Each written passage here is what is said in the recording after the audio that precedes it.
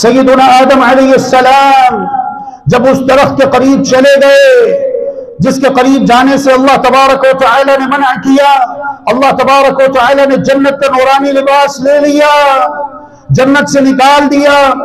آپ کو احساس ہوا کہ ہم نے اللہ تبارک و تعالی کی حکم عدولی کی ہے، بار بار توبہ استغفار کر رہے ہیں، توبہ قبول نہیں ہو رہی، دعا مانگ رہے ہیں، دعا قبول نہیں ہو رہی۔ بالآخر دعا میں محمد الرسول اللہ صلی اللہ علیہ وآلہ وسلم کا واسطہ دیتے ہیں اور آپ کے وسیلے سے دعا مانگتے ہیں تو اللہ تبارک و تعالی نے فوراً دعا قبول کر لی اور کہا، اے آدم آپ کو کیسے پتہ چلا کہ جو کوئی محمد کے واسطے سے وسیلے سے مجھ سے دعا کرے گا میں اس کی دعا فوراً قبول کروں گا صلی اللہ علیہ وآلہ وسلم۔ تو سیدنا آدم علیہ السلام نے کہا، اے باری تعالی میں نے جب نگاہیں اٹھا کر دیکھا تو میں عرش پہ دیکھتا ہوں کلمہ لکھا ہوا ہے لا الہ الا اللہ محمد الرسول اللہ صلی اللہ علیہ وسلم۔ تو میں نے کہا کہ وہ بلند و بالا ہستی جن کا مقام اس قدر اعلیٰ و ارفع ہے کہ ان کا نام نامی اس میں گرامی اللہ تبارک و تعالی نے اپنے نام کے ساتھ ذکر کیا ہے، تو ان کے وساطت سے ان کے وسیلے سے پھر میں نے دعا مانگی اور میری دعا فوراً قبول ہو گئی۔ اللہ کے بندوں کہاں لکھا ہوا ہے؟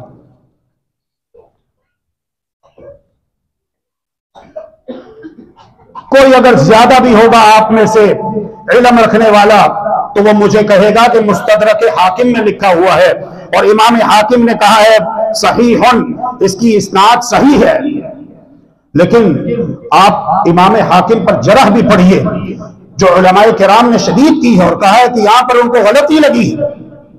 امام سبکی وغیرہ پہ تعجب ہے، حافظ سبکی پہ، کہ انہوں نے اس بات کو امام حاکم سے نقل کرتے ہوئے کیسے آگے بیان کر دیا جبکہ یہ بات قرآن مجید کے بھی خلاف ہے۔ توجہ کیجئے، ٹھنڈے دل سے، غصہ نہیں کرنا، شیطان کے بہکاوے میں نہیں آنا، ٹھنڈے دل دماغ سے سوچئے، انشاءاللہ بات سمجھ آئے گی، کیوں نہیں سمجھ آئے گی انشاءاللہ۔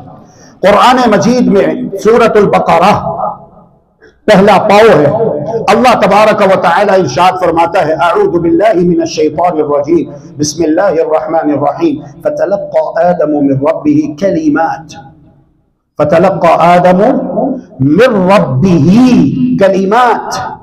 عرش کا کوئی ذکر ہے؟ اتنی عربی تو ماشاءاللہ آپ کو آتی ہے، اردو زبان میں کتنے ہی الفاظ حروف عربی کے مستعمل ہیں۔ فتلقى انہوں نے سیکھا، لیا، حاصل کیا، آدم من ربہ آدم نے اپنے رب سے کلمات، چند کلمات۔ نہ عرش کا ذکر ہے اور نہ محمد صلی اللہ علیہ وآلہ وسلم کے وسیلے سے دعا کرنے کا ذکر ہے اور نہ ہی عرش پہ کلمہ طیبہ کے لکھے ہونے کا ذکر ہے، ایسی کوئی بات نہیں۔ اب آ جائیے تفسیر کے کچھ اصول ہیں۔ قرآن مجید کی تفسیر قرآن مجید کے ساتھ کرنا۔ اللہ رب العالمین نے قرآن مجید کے دوسرے مقام پر 8واں پارہ ہے، سورت کا نام ہے سورۃ الاعراف، دوسرا صفحہ ہے، دوسرا رکوع ہے۔ اللہ تبارک و تعالی نے ارشاد فرمایا ہے اعوذ باللہ من الشیطان الرجیم بسم اللہ الرحمن الرحیم قال ربنا ظلمنا انفسنا وان لم تغفر لنا وترحمنا لنكونن من الخاسرین۔ دونوں نے کہا، دونوں سے مراد کون ہے؟ ہمارے بابا جان سیدنا آدم علیہ السلام اور اماں جان حوا علیہ السلام۔ بابا جی آدم اور اماں جان حوا علیہ السلام دونوں نے کہا ربنا، اے ہمارے پروردگار، ظلمنا انفسنا، ہم اپنی جانوں پر ظلم کر بیٹھے، وَإِن لَمْ تَغْفِرْ لَنَا وَتَرْحَمْنَا لَنَكُونَنَّ مِنَ الْخَاسِرِينَ۔ اگر آپ نے ہمیں معاف نہ کیا، ہمارے اوپر رحمت نہ فرمائی تو ہم تو خسارہ اٹھانے والوں میں سے ہو جائیں گے۔ کسے پکارا؟